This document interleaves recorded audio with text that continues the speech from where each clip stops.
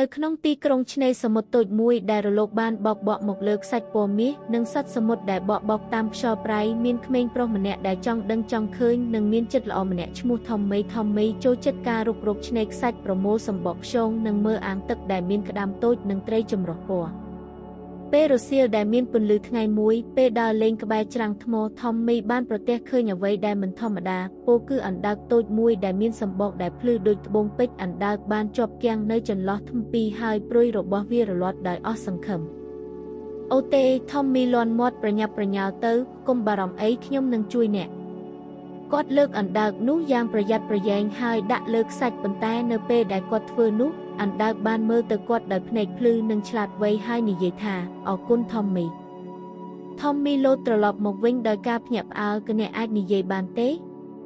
អណ្ដើកសើចចំអកសំឡេងដូចរលកតូចបក់មកមាត់ច្រាំងពិតណាស់ខ្ញុំឈ្មោះស៊ីខូខ្ញុំមិនមែនគ្រាន់តែជាអណ្ដើកណាមួយទេខ្ញុំជាអ្នកការពារមហាសមុទ្រប៉ុន្តែខ្ញុំបានវង្វេងហើយខ្ញុំត្រូវការជំនួយរបស់អ្នកដើម្បីស្វែងរកផ្លូវរបស់ខ្ញុំត្រឡប់ទៅព្រះរាជាណាចក្រការថ្មវិញភ្នែករបស់ថមមីពង្រីកដោយក្តីរំភើបព្រះរាជាណាចក្រការថ្មនោះណែណាគេក៏ពន្យល់ថាវាជាកន្លែងវេទមន្តជ្រៅនៅក្រោមរលកប៉ុន្តែខ្ញុំមិនអាចទៅទីនោះតែម្នាក់ឯងបានទេចរន្តទឹកខ្លាំងពេកហើយខ្ញុំត្រូវការនរណាម្នាក់នាំខ្ញុំទៅកាន់ Whispering Cove ពីទីនោះខ្ញុំអាចរកផ្លូវទៅផ្ទះបានថមមីមិនស្ទាក់ស្ទើរទេគឺខ្ញុំនឹងជួយអ្នកធីខូ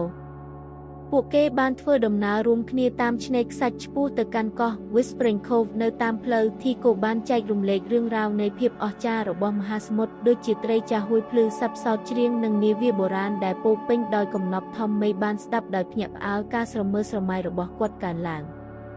នៅពេលពួកគេដើរពួកគេបានជួបប្រទះនឹងបញ្ហាមួយចំនួនហ្វូងសត្វសមុទ្របានហែឡើងមកលើច្រាំងដោយចង់ដឹងអំពីសម្បកដ៏ភ្លឺរលោងរបស់ធីខូថមមីបានដេញពួកគេចេញដោយគ្រោះវីដៃហើយស្រែកថាទុកវាឲ្យនៅម្នាក់ឯងក្រោយមកពួកគេបានឆ្លងកាត់ទឹករាក់ដែលបិទផ្លូវរបស់ពួកគេថមមីបានដឹកធីខូឆ្លងកាត់ដោយប្រុងប្រយ័ត្នដោយធ្វើឲ្យប្រាកដថាអណ្ដើកតូចនេះមានសុវត្ថិភាពនិងស្ងួត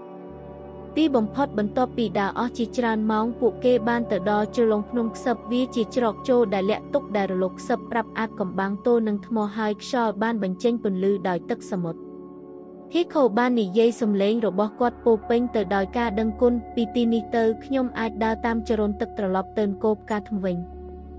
ថមមីលុតជង្គង់ក្បែរគាត់គឺខ្ញុំនឹងនឹកអ្នកធីខូញឹមក៏ហើយខ្ញុំនឹងនឹកអ្នកថមមីប៉ុន្តែមហាសមុទ្រគឺធំធេងណាស់ហើយផ្លូវរបស់យើងអាចនឹងឆ្លងកាត់ម្ដងទៀតសូមចាំថាសមុទ្រមានអាចកំបាំងជាច្រើនហើយសេចក្តីសប្បុរសដូចជារបស់អ្នកគឺជាកំណប់ទ្រព្យដ៏ធំបំផុតរបស់វា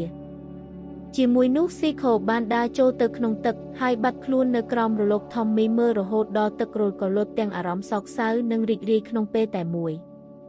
ពេលគាត់ដើរត្រឡប់មកផ្ទះវិញថមមីបានកត់សម្គាល់ឃើញអ្វីមួយភ្លឺក្នុងខ្សាច់វាជាសម្បកពណ៌ត្បូងទឹមតូចមួយដែលមានរាងដូចសម្បករបស់ធីខូថមមីបានយកវាមកកាន់ចិត្តដោយដឹងថាវាជាអំណោយពីមិត្តថ្មីរបស់គាត់ចាប់ពីថ្ងៃនោះមកថមមីបានទៅលេងឆ្នេរជាញឹកញាប់ដោយសង្ឃឹមថានឹងបានឃើញធីខូឬសំឡេងខ្សឹបនៃសមុទ្រហើយទោះបីជាគាត់មិនដែលឃើញអណ្ដើកនិយាយម្ដងទៀតក៏ដោយគាត់ដឹងថានៅកន្លែងណាមួយនៅក្រោមរលកធីកូកំពុងមើលគាត់ដូចថមមីបានមើលលើធីខូដែរសីលធម៌នៃរឿងសេចក្តីសប្បុរសនិងការជួយអ្នកដទៃមិនថាពួកគេហាក់ដូចជាតូចប៉ុណ្ណាក៏ដោយអាចនាំទៅរកការផ្សងព្រេងដ៏អស្ចារ្យនិងមិត្តភាពយូរអង្វែង